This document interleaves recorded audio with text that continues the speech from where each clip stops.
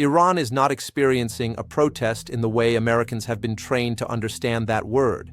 It is undergoing a structural fracture, the kind that appears only when an authoritarian system begins to lose control over its own coercive power. Protests are temporary, emotional, and containable. But what is unfolding inside Iran is none of those things. It is not a social media moment, not a cyclical uprising, and not something the regime can simply outlast. Western media misreads moments like this because it looks for crowds and slogans instead of institutional failure, showing chants in the streets while missing the far more dangerous development. The regime's internal machinery is starting to fail. The visible violence, live ammunition, executions, indiscriminate fire, is not a sign of strength but exposure, because regimes escalate publicly and blindly, only when obedience can no longer be assumed and precision control has collapsed. Tehran's core fear is not protest, but defection, the quiet refusal of those inside the system, security forces, bureaucrats, state employees, to return to duty, a form of resistance that cannot be televised, crushed, or reversed once it spreads. History is unambiguous on this point. The Soviet Union fell when officials stopped enforcing orders. Eastern Bloc regimes collapsed when police stayed in their barracks, and the Shah lost power when the military hesitated, not when crowds marched. Iran is now showing the earliest signs of that same process, as absence replaces participation and fear loses its leverage, illustrated by people who absorb violence yet return anyway because pain no longer outweighs a future they no longer believe exists under the regime. America's role at moments like this is widely misunderstood because power is assumed to be physical, troops, carriers, missiles, when in periods of regime fracture, it is psychological, the ability to shape what insiders believe will happen next, and that belief, not force, determines whether an authoritarian system collapses or recovers. Inside Iran, the people who matter most are not counting protesters but watching Washington, parsing statements, hesitations, and reversals, because their personal survival depends on a single calculation. Will this regime still exist 6 months from now? If the answer seems yes, compliance returns. If it seems no, defection accelerates. When officials speak of strong options, the decisive tools are not airstrikes, but enforcement of financial isolation, denial of diplomatic legitimacy, guarantees of legal exposure, and sanctions with no exit ramps, measures that tell elites there is no safe future inside the system. This is not just about Iran, though distance tempts Americans to treat it that way, as a headline, a sanctions file, a permanently unstable place far away, but that sense of insulation is dangerous because Iran is woven deeply into the Middle East's power structure, militarily, financially, ideologically, and strategically. Iran is not a normal state actor that influences neighbors through trade or diplomacy.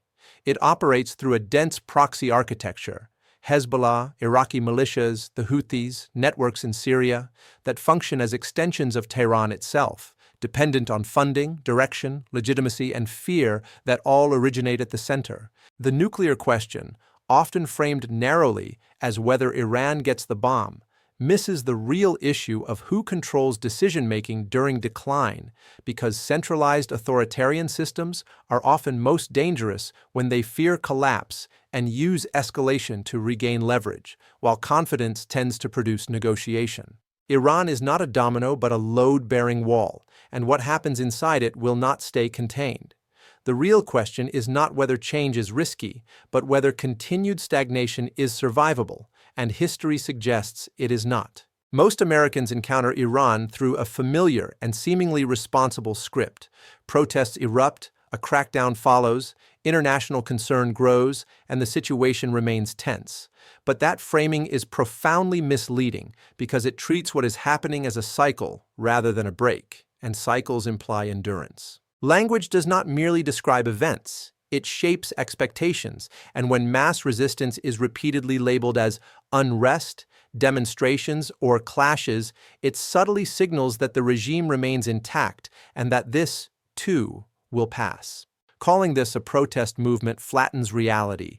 Protests demand change from power, while uprisings replace power, and by collapsing the distinction, coverage erases the most dangerous development of all, the breakdown of internal compliance, because it is harder to visualize and therefore easier to bury. Graphic violence, while generating sympathy, can also create resignation among foreign audiences, producing the sense that the brutality is horrific but unstoppable, reducing urgency, while inside Iran, the regime interprets global shock without consequence as permission, since visibility without action confirms rather than deters. The most consequential story, the quiet refusal of security personnel, officials, and administrators to comply, remains underreported because it lacks visuals and relies on leaks, yet for regime insiders, it is the only story that matters. Tehran understands Western media psychology, flooding the zone with denials and managed signals not to persuade but to confuse, because confusion buys time, and time preserves power. The regime does not need approval, it needs fatigue, and every day the world sighs and moves on by survival. This is not only a battle in Iran's streets, but a battle over meaning. History rewards clarity before it is safe, not accuracy after the fact.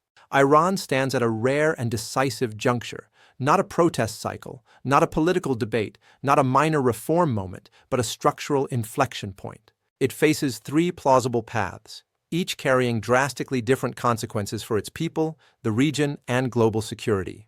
The first path, collapse and replacement, often framed as chaos by distant observers, is not necessarily disorder.